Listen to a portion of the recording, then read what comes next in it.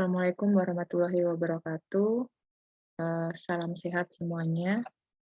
Untuk kali ini saya akan menjelaskan mengenai pengantar praktikum parasitologi untuk spesies Phaseola hepatica, kemudian ada Schistosoma, dan Paragonimus westermani.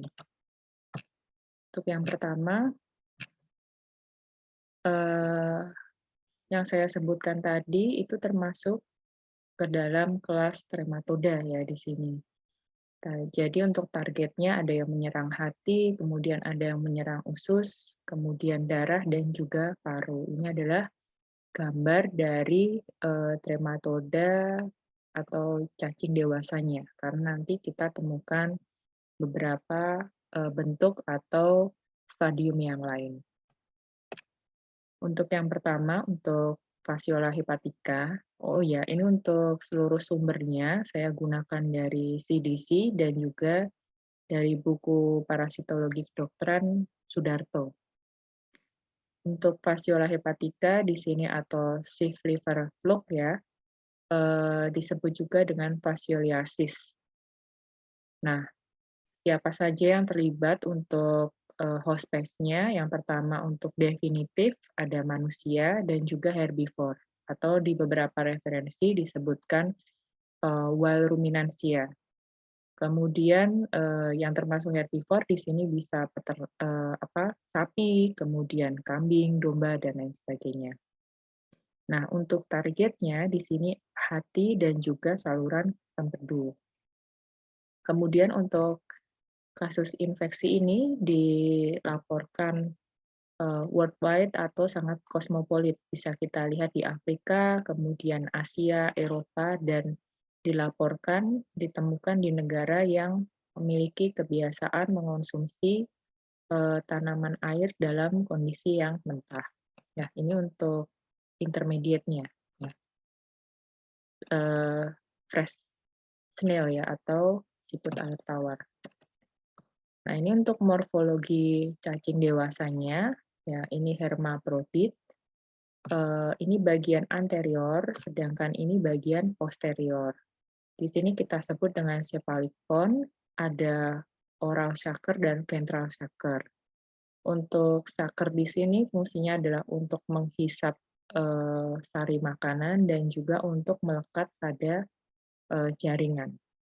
Kemudian ukurannya makroskopis ya, 20 hingga 30 mm dengan lebar 8 sampai 13 mm.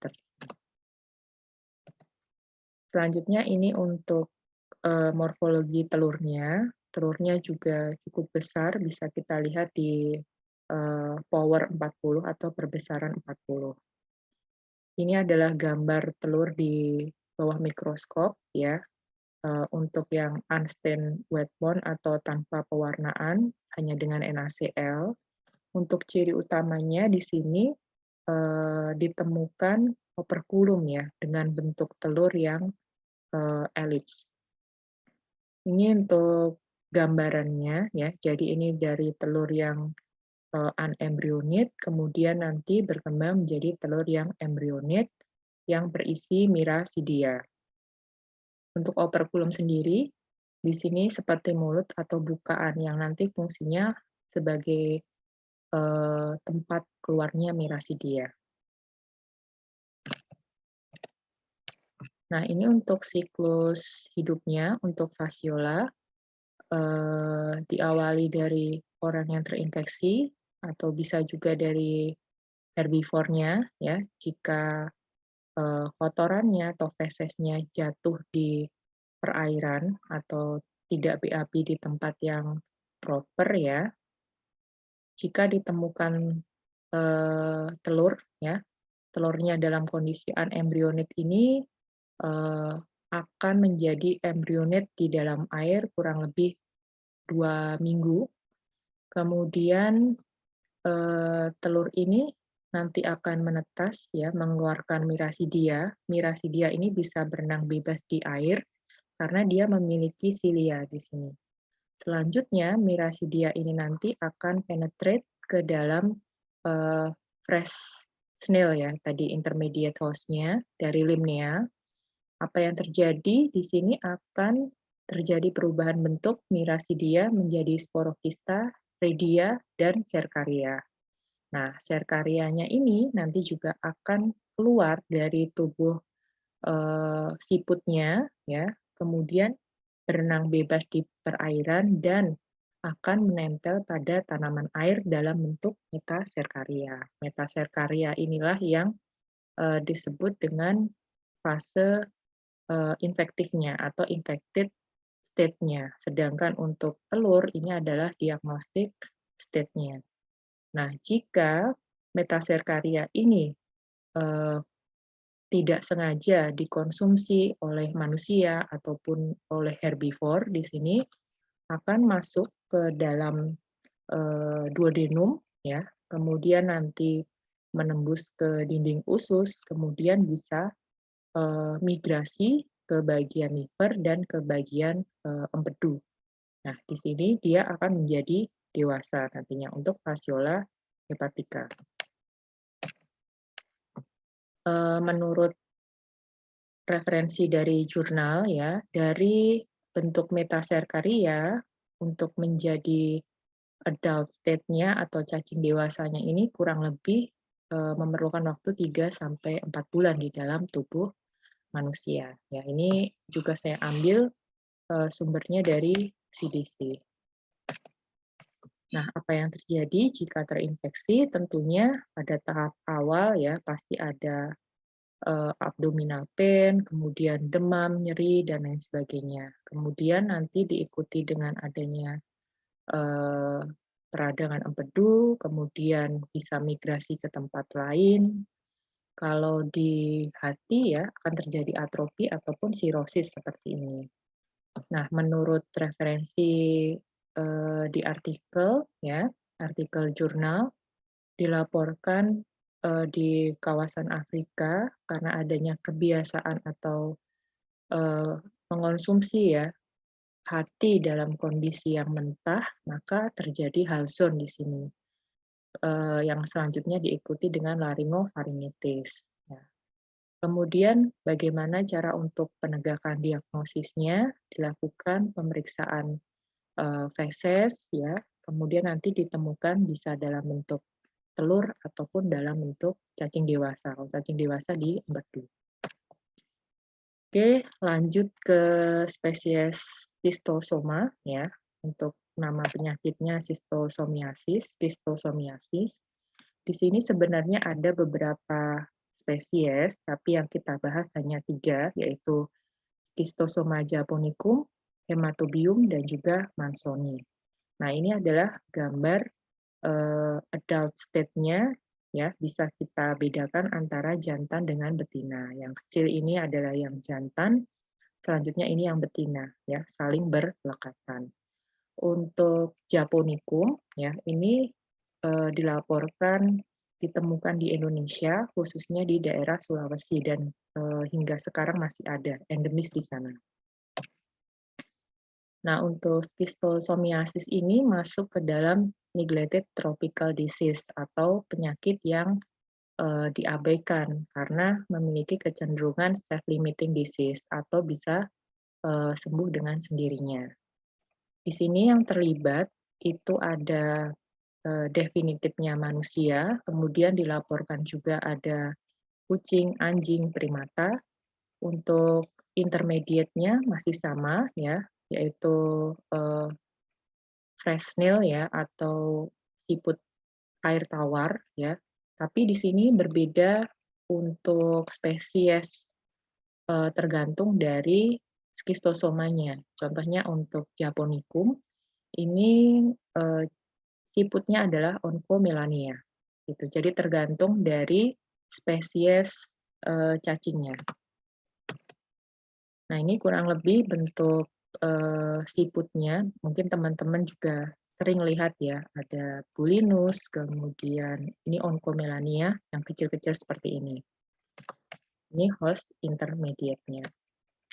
Nah, selanjutnya kalau ini tadi untuk dewasanya, selanjutnya kita lihat bentuk morfologi telurnya. Ya, jadi antara Schistosoma mansoni, Japonicum, dan juga Hematobium itu bisa kita bedakan fase telurnya. Nah, yang pertama untuk mansoni di sini memiliki spina di bagian lateral atau di salah satu sisinya. Kemudian untuk bentuk telurnya elips dengan panjangnya 114 hingga 180 mikron dengan lebar 45 hingga 70 mikron. Jadi bisa kita lihat di perbesaran 40 cukup. Ini untuk sediaan yang tanpa pewarnaan atau unstained Wedmont-nya dengan NaCl saja bisa kita lihat ya. Jadi sangat jelas untuk bagian spina ya, sangat menonjol di sini.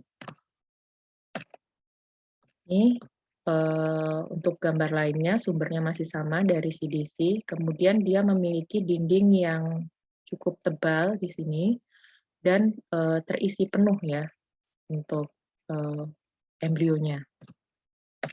Selanjutnya untuk hematobium, kalau tadi untuk mansoni ini ada di lateral, kalau untuk hematobium, spinanya berada di terminal atau di salah satu ujungnya. Bentuk telurnya masih sama di sini elips juga, dengan panjang 110 hingga 170 mikron dan lebar 40 hingga 70 mikron di sini. Sediaannya juga masih sama, yang unstained ya, tanpa pewarnaan. Jadi bisa kita lihat ya di sini. Dan ini memiliki kecenderungan ada ruang kosong ya di bagian ujung-ujungnya atau di kutubnya. Nah, untuk schistosoma ini ya bisa kita dapatkan telurnya tidak hanya di feses, tapi bisa kita dapatkan juga dari urin. Kemudian ini untuk yang Japonicum. Kalau Japonicum bentuknya lebih bulat ya di sini. Kemudian jelas untuk bagian dinding telurnya. Untuk spinanya kadang terlihat, kadang tidak, sehingga disebut dengan inconspicuous spine ya, atau spinanya kadang muncul, kadang tidak ya. Bagaimana untuk cara konfirmasinya? Ya berarti kalau teman-teman ragu silakan buat sediaan ulang, karena pasti tidak akan ditemukan tunggal ya, ditemukan lebih dari satu pastinya. Ukurannya lebih kecil dibandingkan dengan hematobium dan mansoni di sini. Nah, ini untuk siklus hidupnya dan bagaimana cara infeksinya. Yang pertama adalah karena tadi bisa kita temukan tidak hanya di feses, tapi bisa juga di urin. Jadi, jika orang yang sakit atau terinfeksi ini BAB ataupun buang air kecil di tempat yang tidak proper, khususnya di dekat perairan yang airnya digunakan oleh masyarakat, ya, atau untuk aktivitas, telur ini nanti akan jatuh ke air, kemudian akan mengalami pematangan, ya. Kemudian telur akan menetas mengeluarkan mirasidia. Mirasidianya nanti berenang bebas di air, kemudian akan penetrate ke fresnel-nya sesuai dengan spesiesnya. Selanjutnya di sini yang terjadi, mirasidia ini akan mengalami perubahan bentuk lagi menjadi sporofista. Kemudian sporofista berubah menjadi serkaria. Ya, ini serkaria bentuknya hampir mirip dengan sperma, tapi dia memiliki ekor ya di sini. Nah, serkaria inilah yang merupakan infected state-nya ya, atau fase infektifnya. Bagaimana cara penularannya di sini terjadi jika mengenai kulit manusia, ya, mengenai kulit, kemudian akan penetrate ke dalam kulit. Nah, selanjutnya nanti setelah penetrate, bagian ekornya ini akan terlepas. Kemudian nanti akan masuk ke peredaran darah, menuju jantung, bisa menuju vena, bisa menuju organ lain juga. Dan ini menurut referensi dari Sudarto, di dalam tubuh manusia ini bisa bertahan mencapai lebih dari mencapai 30 tahun di sini. Ini untuk dewasanya skistosoma. Nah, ini adalah bentuk serkarianya ya. Ini ada bagian oral saker, kemudian ini bagian ekornya. Nah, apa yang terjadi jika orang terinfeksi? Di sini yang pertama ada beberapa tahap ya untuk tahap awal atau inkubasi. Saat serkaria masuk ke dalam kulit, akan muncul gatal, kemudian kelainan kulit atau dermatitis serkarial. Selanjutnya, untuk stadium akut, ya, karena tadi adanya kerusakan pada kulit, akan timbul kerusakan jaringan, kemudian bisa pendarahan, pseudoabses, hingga terbentuk jaringan ikat. Dalam waktu yang lama atau kronik, nanti akan mengalami penyembuhan, namun terbentuk jaringan fibrosis. Kemudian, karena bisa migrasi, tadi bisa menyebabkan sirosis hati hingga perbesaran limfa.